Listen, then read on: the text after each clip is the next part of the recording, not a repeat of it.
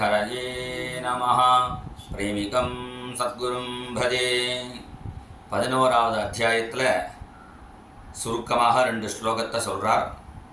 ஆனர்த்தை ஸ்தூயமானஸ்ய புரீம் நிர்விஷ்ய பந்துபிஹி ஏகாதசே ரதி சம்யக் யாதவேந்திரஸ்ய வர்ணியதே உத்சவைருச்சலத் பௌரம் உதஞ்சத்வஜதோரணம் உல்லசத்ரத்னதீபாலி சொபுரம் பிரபுராவிஷத். பகவான் வெளியூருக்கு போயிருக்கான்னு அவள் வருத்தப்பட்டு இருப்பாளேன்னு வரும்போதே தான் வரையன் தெரிவிக்கிறதுக்கு அந்த சங்கநாதத்தை பண்ணான். சௌச்சகாசே தவலோதரோதரோபி. பகவானுடைய கை ஒரு தாமரை மாதிரி இருக்குது, முகம் ஒரு தாமரை மாதிரி இருக்குது. இப்படி ஒரு தாமரைலேருந்து இன்னொரு தாமரைக்கு தாவிட்டு அந்த ஹம்ச பட்சி சப்தம் பண்ணுமோ அது மாதிரி யதா அப்ஜஷண்டே கலஹம்ச உத்ஸ்வனா, அது மாதிரி அந்த தாமரை பகவான் உதிர சங்கு பிரகாசிக்கிறது அப்படிங்கிறார். சாதாரண சங்கு வெளுப்பாக தான் இருக்கும், இங்கே சங்கு சேப்பாக இருக்குங்கிறார். ஏண்டான்னா அதர சோன சோனிமா, பகவானுடைய உதடு இருக்கே அந்த உதட்டுடைய அந்த சேப்பில் சங்கே சேப்பாக எடுத்துங்கிறார். அதனால் இது தத்குண அலங்காரம். இதனுடைய குணம் இன்னொன்றுக்கு வந்துடுறது. பகவானுடைய உதட்டினால சங்கு சேப்பாக எடுத்தே தவிர பகவானுடைய பல்லு சேப்பாகலை, அது விலவிலையும் தான் இருக்குங்கிறார். அதுலேயே அசத்குண அலங்காரமும் சொல்கிறார். பகவானுடைய சங்கநாதம் எப்படி இருக்குடான்னா, உலகத்துக்கு யாரெல்லாம் பயமுறுத்துகிறாளோ அவளை பயமுறுத்துகிற சங்கநாதம். அது பகவான் வந்துட்டான்னு தெரிஞ்சுட்டு எல்லாரும் பூ பழம்லாம் எடுத்துன்னு வரார்கள். அது பகவானுக்கு கொடுக்கறத பார்த்தா எப்படி இருக்குடான்னா, ரவேகே தீபமிவாதுதாக, சூரியனுக்கு தீபாராதனை பண்ணுற மாதிரி இருக்குது. பகவான் தான் எதுவுமே அவசியம் இல்லை, இருந்தாலும் நம்ம கொடுக்கறது நமக்கே டபுளாக பகவான் திருப்பி அனுகிரகம் பண்ணுவான் என்று இங்கே வர்ணிக்கிறார். இப்படி வரும்பொழுது அவெல்லாம் சொல்கிறா, தத்ர அப்த கோட்டி பதிமகா க்ஷணோ பவேத். ஒரு க்ஷணம் பகவான் வெளியூருக்கு போனால் கூட ரொம்ப நாள் போன மாதிரி இருக்கு எங்களுக்கு. அங்கே பகவான் வரப்போறான்னு தெரிஞ்சுட்டு எல்லாரும் கொடி ஏற்றுறா. இன்றைக்கும் துவாரகை அங்கே வந்து கொடி ஏற்றுறது பெரிய உற்சவமாக கொண்டாடுறா. வீட்டுக்கு வீடு கொடி ஏற்றினா அந்த கொடியினுடைய நிழலில் சூரிய வெளிச்சமே தெரியலைங்கிறார். சித்திரத்வஜ பதாகாகிரேகி அந்த பிரதிகத ஆதபாம். அந்த கொடி இப்படி ஆடுறத பார்த்தா பக்தர்களாக வாங்கணும்னு கூப்பிட்ற மாதிரி இருக்கு. அந்த பக்கம் சமுத்திர பக்கம் பாகிஸ்தான் பக்கம் ஆடுறத பார்த்தா சத்துருக்களை அடிக்கிற மாதிரி ஆடுறது. அது மாதிரி அந்த கொடி பறக்கிறது. அந்த கொடி பதாகன்னு 2 சொல்கிறார். துவஜ பதாகான்னு கருடன் முதலிய அலங்காரத்தோடு இருந்தால் அதுக்கு துவஜம்னு பேர், யந்திரங்கள்லாம் போட்டிருந்தால் அதுக்கு பதாகான்னு பேர்.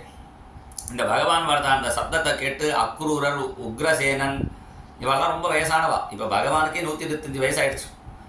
அவெல்லாம் பகவான் வந்துட்டான்னொடனே வழியில் பெட் இருக்குது, சேர் இருக்குது. பகவானை பார்க்குற சந்தோஷத்தில் சுற்றி போகிறதுக்கு வழி இருந்தால் கூட தாண்டி குதித்து வரார்கள். சஷப்புழுத கதோங்கிறார். முயல் தாண்டுற மாதிரி பிரகர்ஷவேகோத்சித சயனாசன போஜனாக அக்ரூரஸ்ச உக்ரசேனஸ்ச அவெல்லாம் தாண்டி குதித்து வராலாம். ஏன்னா பகவானை பார்க்கணுங்கிற சந்தோஷத்தில் வயசு குறைஞ்சிடும். தத்திர பிரவயசோப்பியாசன்னு பகவானை பார்த்து பார்த்து அவளுக்கெல்லாம் போன்விட்டா ஹார்லிக்ஸ் குடிச்ச மாதிரி தெம்பு வந்து விடுதுங்கிறார். அதனால் மறுபடியும் எங்கே ஆகிட்டாங்கிறார். யுவானஹா அதிபலவுஜசா அப்படின்னு வர்ணிக்கிறார். அந்த பகவான் வந்த உடனேயே சில பேர் பகவான் நமஸ்காரம் பண்ணுறார், சில பேருக்கு அபிவாதியை சொல்கிறார், சில பேர் கை கொடுக்குறார், சில பார்த்து சிரிக்கிறார், எல்லாரையும் அனுகிரகம் பண்ணிட்டு வரார். இப்படி வரும்பொழுது இங்கே ஒரு ஆச்சரியமாக ஒரு வர்ணனை பண்ணுறார். அபூத கல்பனான்னு சீதாதபத்ரம் யஜனீருபஸ்கிருதா.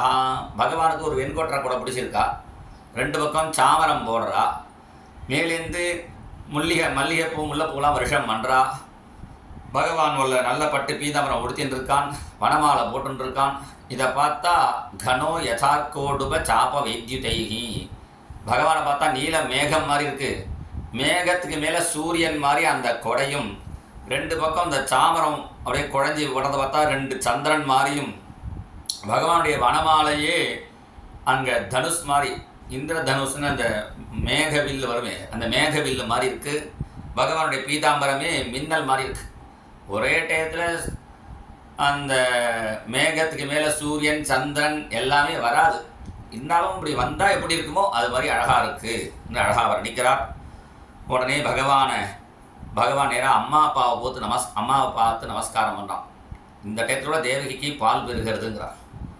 ஏன்னா ஸ்னேகஸ்மிருத பயோதராக அப்படி அதனால பகவான் அபிஷேகம் பண்ணினார்கள் அந்த தேவிக்கு முதலிய அம்மாக்கள்லாம். அதன் பிறகு ஆத்துக்காரியை பார்க்க போகிறான்.